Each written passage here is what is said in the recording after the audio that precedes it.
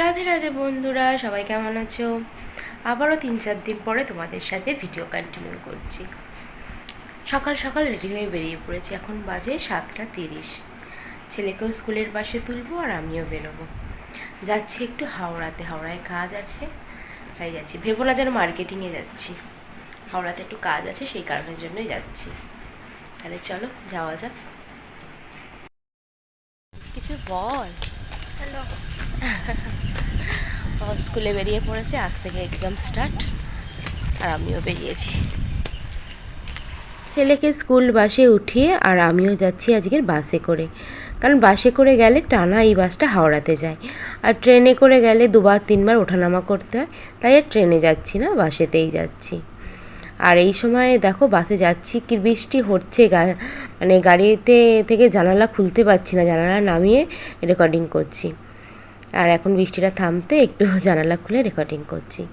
এই যে কাজের জন্য যাচ্ছি না, কাজটা প্রায় 6-7 মাস ধরে পেন্ডিং পড়ে আছে। আজ যাই কাল যাই করে আর যাওয়া হচ্ছিল না, তাই আজকে সময় পেয়েছি, চলেই যাচ্ছি। আর যেহেতু ওর বাবা বললো আমি আজকের ওকে নিয়ে নেব, তাই। আর এটা হাওড়ার ব্রিজের ওপর দিয়ে যাচ্ছি, সেটা তোমরা তো দেখেই বুঝতে পারছো। বাস থেকে নেমে এখানে রাস্তার মধ্যে যা জল জমে আছে, মানে যাওয়াই যাচ্ছিল না। তারপর যাই হোক, সেখান থেকে গিয়ে কাজটা মোটামুটি কমপ্লিট হয়েছে, তাই পুরো কমপ্লিট হয়নি, জানি না কবে হবে। সেখানে তো মানে আমার সকাল থেকে 3টে ওখানেই বেজে গেল। দাদাও এসছিল সাথে, তাই এখন বাড়ি ফিরছি ট্রেনে করে। একটু যাব মার্কেটিংয়ে করতে, বললো যখন এসেছি একটু মার্কেটিং করে যাই, তাই ওই জন্য ট্রেনে করে আবার যাচ্ছি। বাসে গেলে তো আর ওঠানামা করা হবে না। এই দেখো ট্রেন থেকে নেমে আবার দাদা গাড়ি নিয়ে এসেছিলো, ওর গাড়িতে করে যাচ্ছি। আর এই রাস্তাটা তো আমার ভীষণ প্রিয় রাস্তা, যখন কলেজে পড়তাম এই রাস্তা দিয়ে খুব হেঁটে যেতাম। যাই হোক, অনেক দিন হয়ে গেল এই রাস্তা দিয়ে যাচ্ছি, অনেক দিন পর, প্রায় 5-6 বছর পর। তাই মানে পুরানো দিনের কথাগুলো মনে পড়ছে।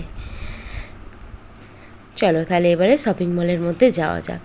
এখানে একটা শপিং মল আছে, স্টাইল বাজার। বেশ দেখলাম তো কালেকশানগুলো ভালোই রেখেছে, নতুন হয়েছে কিন্তু বেশ ভালো কালেকশানগুলো।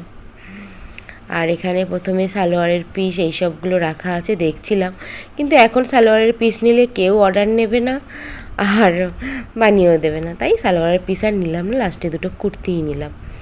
আর এখানে আমার দাদা ছেলের জন্য দেখছে কি নেওয়া যায়, অনেকগুলো ওর জামা হয়ে গেছে, তাই বলছে গেঞ্জি নেব না কি নেব ভেবে পাচ্ছে না, ওখানে গেঞ্জি দেখছে। তারপর যাই হোক ছেলের জন্যও নেওয়া হলো।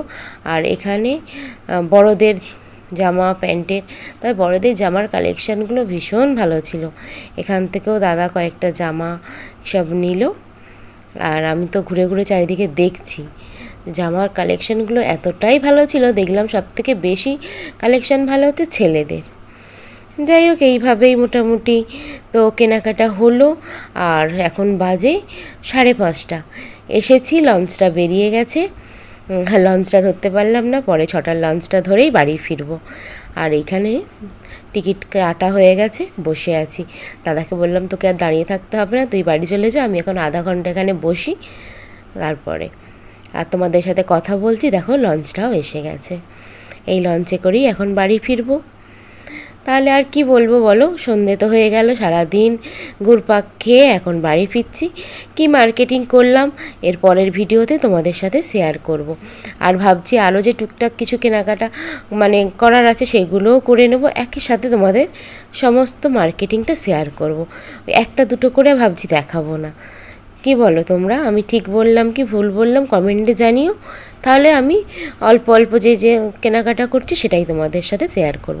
তাহলে আজকের মতো টাটা।